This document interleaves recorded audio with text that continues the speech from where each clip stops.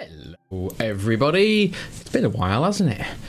You know, I was so excited to get out content every week that we got a new Wheel of Time episode. I thought I'd be all over it, that it would be easy, brilliant, something 2-3 videos a week, and I've been like, yeah, let's get this done. And then what happened is his life got in the way, and it turns out that a 7 a.m. drop time here in the UK is not the best time whatsoever for me to make content, because work, family, life in general, there's absolutely no chance to get anything done while everyone's talking about it. So so sorry it's been a bit quiet, but this is just a quick video because sadly I can't watch the next 2 episodes now as they come out like I normally would. So I'm going to find a way to do some sort of genuine reaction to those a bit later on. But in the meantime, because this has been a bloody fantastic series, I just thought I'd have a talk about where I think it's done well, and particularly how the changes to the series that have been made in part due to necessity and in other parts due to the merging characters or changing plot points to give people more screen time, and how they have actually made this a better TV show. And I know online you get your book cloaks who are like, it's different, don't like it, they don't look like that, they didn't do that, I can't stand it, it's the worst thing ever made. And we all know it's not the worst thing ever made. It's had its moments, especially in the first series, but it's pulled through quite nicely, and this series is perfect. And I think a lot of the changes that were made in the first series in particular are really paying off now.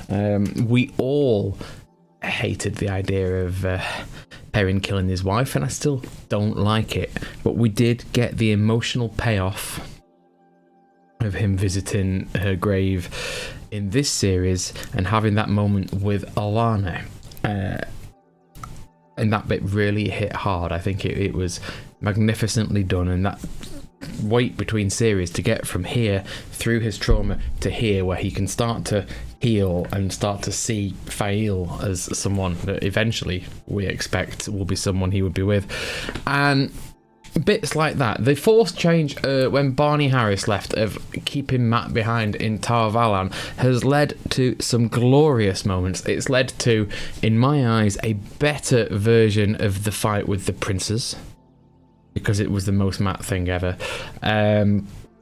It has led to this wonderful dynamic that he struck up with Min. And I think that things like that, where they've had to make a change because of circumstances, they've done really well to bring it back. But what about more deliberate changes? Let's look at Verin, for example, who they have merged Vandene into. And in doing so, you thought, well, it's a good way to introduce Verin out of the tower while Moiraine is powerless and she is looking for support and someone to help.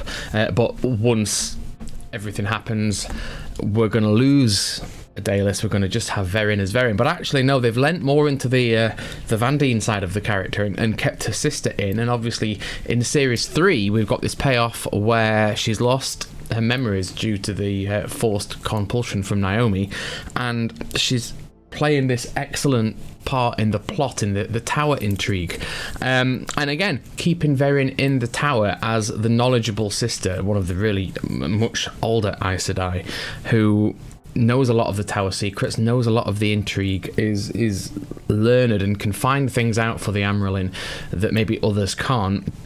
It's been great. It's given us a real look into the tower intrigue there, and keeping her back while Alanna has gone off to the Two Rivers to Emond's Field on her own with Maxim has raised the stakes for Alanna as well. So as we leave it now after episode 5, where Alanna is a pincushion currently, and Maxim isn't much better, who's going to heal her? If there's 2 Aes Sedai there, then not only are the 2 Aes Sedai to make great big flaming balls of fire to fire out of catapults, but they can heal each other and keep each other going. But she doesn't have that now. She's on her own. So I think these things are adding to the story now, and what we thought were maybe changes for the sake of changes earlier on, we've got to hand it to them, have really come quite good. I mean, some of them, the changes we've missed. I think not having Rand part of the hunting party cheapened Ingtar's death. So much so that they didn't even mention Ingtar being a dark friend. Spoilers, show only fans, he was a dark friend.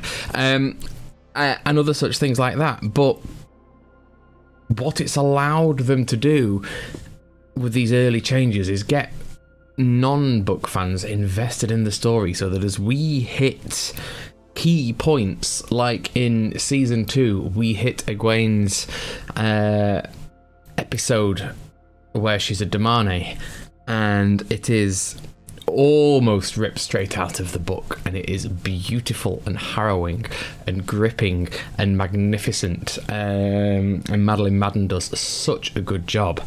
And again, the episode of all episodes, The Road to the Spear, episode 4 of this series. This episode was, despite not being 100% from the books, because Rafe put in another vision at the start to tie the viewer to the concept, I feel like it was the closest we've had to true Wheel of Time all the way through. There are bits that disappointed me, and I understand that they weren't there. Bits like the Aiel singing to the Mad Eye Sedai, which I would have loved to have seen, because in the book we only heard about it. But again, time and budget, what can you do? What I know, though, what I loved about that was that whole thing, that sequence, is some of the finest writing I've ever experienced. It stayed with me my whole life since I first read it, and watching it on screen was like some kind of religious experience. And this has come from me, a staunch atheist who really balks at the idea of actual real world otherworldly beings. They can be in books, that's fine, but I'm not quite prepared to deal with them in the real world. Still felt to me like this sort of spiritual moment where something that I had loved for so long came home to roost, and it was visible right there before my eyes. So this show is doing wonderful things. The team behind it are magnificent. I think series 1, Rafe has a concept, building a team, finding their feet, all sorts of things really happen to slow things down. COVID, Barney, forced changes, building a studio, finding out how you were going to make this adaptation with a team of writers rather than just with his concept. And then obviously season 2, they take their time, they come the production value up, so we bring in new members of the production team who are going to have a voice. You've got people in VFX like Andy Scrace, who is pulling together all of this awesome work from all these different VFX providers, so that what we thought was a at times mediocre attempt at channeling in series 1 becomes much more realised and complex in series 2, and again from series 2 to series 3 that builds again, and we're seeing the same thing in terms of the pacing. Series 1 had an awful lot of world building to do. Series 2 didn't have to do the world building, so it could take the brakes on a little bit, slow things down, tell a more character driven story, and let us really get to know these characters whose essence at their heart are the book characters, even if they haven't found themselves in the right location. And again, similarly in Series 3, they brought them all together. We had that time jump, and if we don't ask why they took a boat from Falmer to Tar Valon, if they were going to Tyr, they didn't just stop at bloody Tyr on the way past. If we ignore things like that, because that was a plot device of convenience, then they've set it quite nicely to carry on with the bits that really make this show great. The political intrigue in the White Tower, Rand's journey and discovery and understanding of who he must be, Egwene, Nynaeve and Elaine's development as powerful channelers, Mat's prophecy, which we are yet to see him experience, but I cannot wait to see. We know he's a hero of the Horn, but what else has he got to experience in this incarnation of his life? Perrin becoming the reluctant leader and having to grapple with his wish for peace and need for violence, and it's all done so well. The changes, even the changes there, Natty Cowthon being killed by Valder. Horrible character. Yes, in the books, that would have been Perrin's family. But it made more sense because Mat's sisters can channel, and quite powerfully when trained. It made much more sense that it would be a brief redemption arc for the mum, who wasn't the best mum in the first episode and then hasn't been seen since, but has this moment of clarity where she protects her daughters as quickly as she can and then pays for it.